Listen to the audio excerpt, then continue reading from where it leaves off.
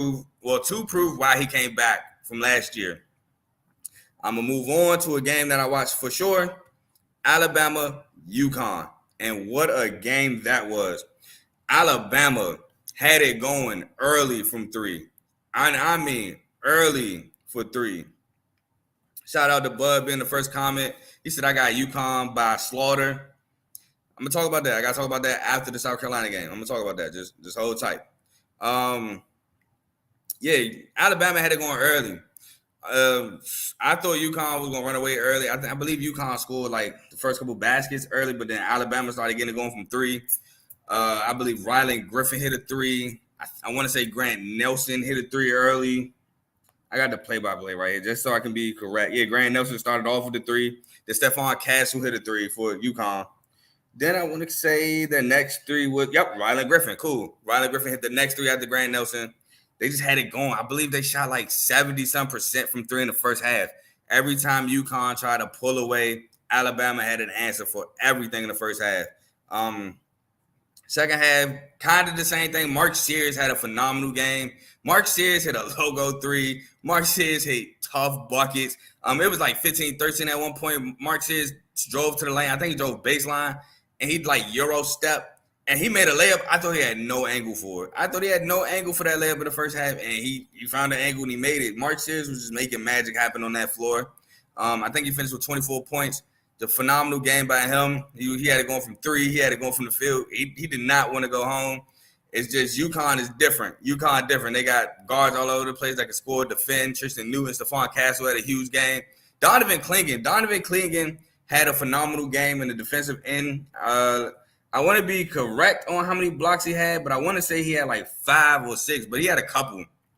Second half, he was just glass and stuff. Off the glass, perfect timing, nowhere near goaltending. Just great timing by Donovan Clingan. To be correct, however, he finished with 4. Okay, he finished with 4 blocks. Felt like more, but hey, 4 is still a lot. Great shot blocker there.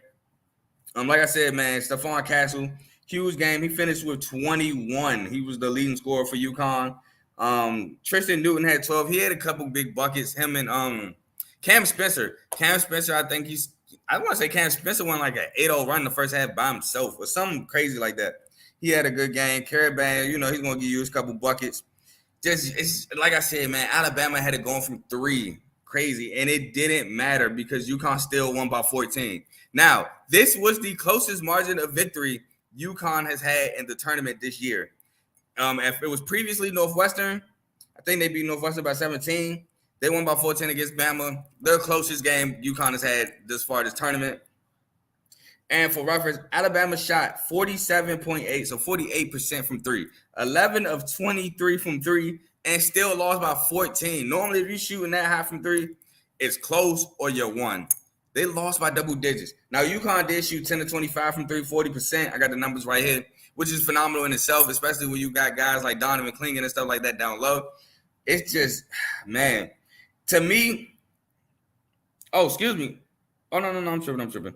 To me, I thought I was reading something different. All right, to me, though, it's just, it felt like Alabama was about to have one of them games where no matter UConn do, Alabama is just going to win, and then they might lose to Purdue. And it's just so crazy to me to win that game by double digits. It's crazy to me. I can't really explain how crazy it is, in my opinion, that UConn ended up winning that game by double digits the way Bama was shooting from the floor. It just seemed like everybody had it going. Latrell Ricell had it going. Grant Nelson had it going. Mark Sears had it going. Rylan Griffin had it going at times. Ricell finished with 6 off the bench, 2 for 5, 2 for 3 from 3. Grant Nelson finished with 19, 7 to 16, 1 for 4 from 3 with 15 rebounds. Mark Sears finished with 24, 5 points. 5 boards, Aaron Stroud had 13 with 3 boards. Now, this is what I will say. I did notice something in Nick Pringle. Nick Pringle wasn't as active. I will say that he was not. I saw him get the ball in the post, try to move. I believe Clingan couldn't really move him, and it just I don't know. I didn't really recognize him the rest of the game. I will also say I remember Diabate went to the bucket and he got his shot double blocked, which was crazy. It's just crazy, man. UConn is such a juggernaut of a team. Great win by UConn. We got UConn Purdue in the finals. I will talk about that in a minute. Let's go over some comments, and then let's talk about the women's game. So, comments. Alabama showed out for show. Oh, excuse me, showed out though. Show did. They had a great game. They play that game against Purdue, they might win. It's just UConn is just a juggernaut. They're just crazy. It's just UConn are too well rounded. That's facts. They got guard play. They got big play. They got all that play down low, play around the perimeter. They got bench play. They got people that can come off the bench. With what his name? Saxon, the big fella. Well, you got Diarra. Let me see. I'm trying to find bruh real quick. But yeah, I can't remember the big fella name, so I gotta find him. Yeah, Samson Johnson. There we go. Samson Johnson. You got Diarra off the bench. So it's just tough. It's tough to beat this UConn team. That's why they only lost 3 games this year. They were. I think they came into the tournament 32-3.